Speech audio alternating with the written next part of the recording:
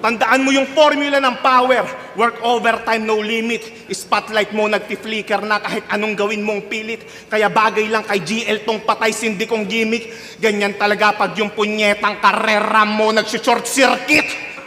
Kada tapak ng yabag o digital surround sound, power trip ang aabutin ng kalabang loudmouth.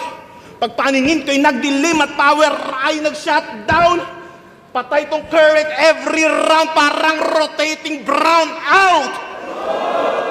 Kaya anong panaman itong idol nyong umaasta na bida?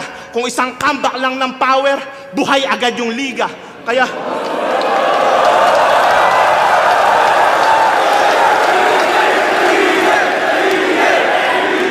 Kaya fuck this favorite ni Enigma, fuck Yolanda at Karina, at fuck Lola Amor. Alam nyo na kung sinong reigning in Manila.